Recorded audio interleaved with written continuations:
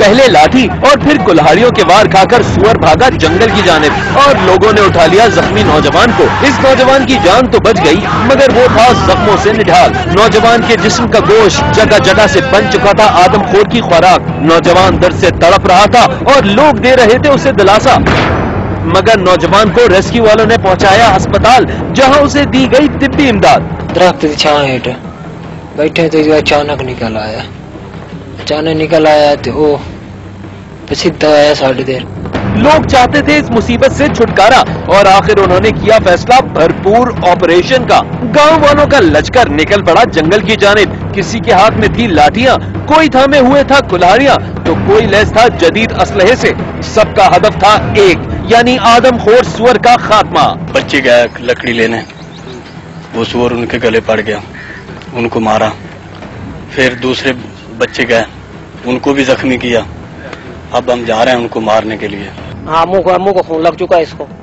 अभी हम भी जा रहे हैं जी, इंशाल्लाह दुआ करें। ये हैड पीटर वगैरह गन्ने वगैरह हमारे पास टीम हमारी है, हम जा रहे हैं उसको मारने के लिए। इस लश्कर के साथ थे कुछ माहिर शिकारी कुत्ते भी। ये कुत्ते भी सूंघ रहे थे इस वहशी की बू और आखिर इस लश्कर ने कर दिया जंगल पर हमला और 5 घंटे तवील ऑपरेशन के बाद वहशी सुअर आ गया देहातियों के नरगे में। लोग जख्मी सुअर को घसीट कर लाए जंगल से बाहर।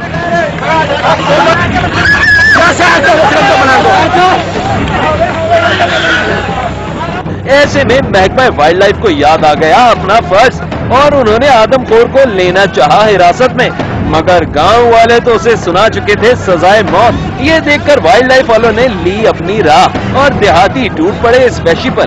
डंडों और कुल्हाड़ियों के पे दर पे वार करके आदमखोर को उतार दिया गया मौत की घाट। क्या कोई सुअर भी हो सकता है इतना बहादुर कि उसे इंसानों से ना रहे खौफ और वो खाने लगे उनका गोश्त? ये सवाल कर रहा था वाइल्ड लाइफ वालों को भी परेशान। जंगली सुअर बुनियादी तौर पर इंसानों से डरते हैं, इंसानों को देखकर वो इधर उधर हो जाते हैं। ये लगता है कि कुछ जानवर जो सुअर है वो अचानक पागल हो गया और उसने लेबर के जो लड़के काम कर रहे थे, 15-16 साल का लड़का था, गरीब आदमी था, उस पर हमला किया है।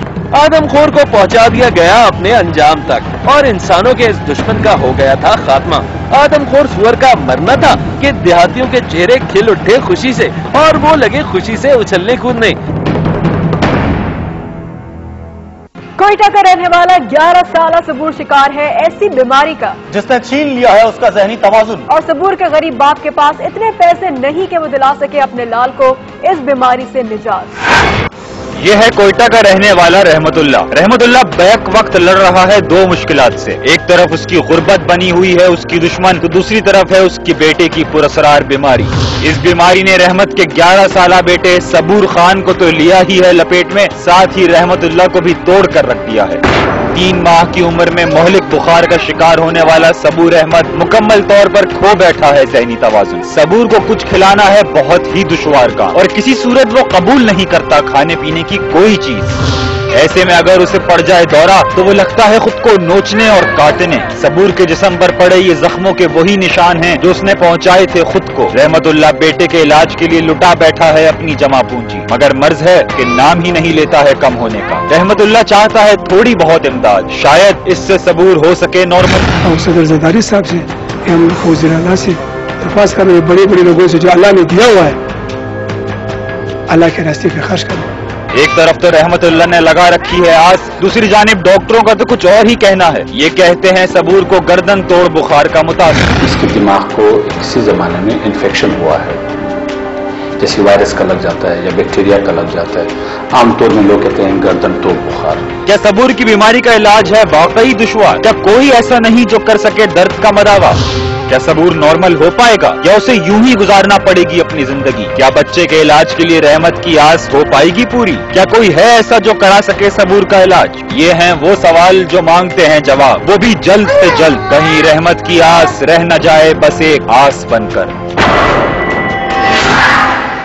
कराची के साहिल पर लोगों को तफरी फराम करने वाले ऊंट बांध सरापा एहतजाज बन गए भट्टा माफिया के खिलाफ। और भट्टाखोरी के खिलाफ इन्होंने किया एक अनोखा एहतजाज।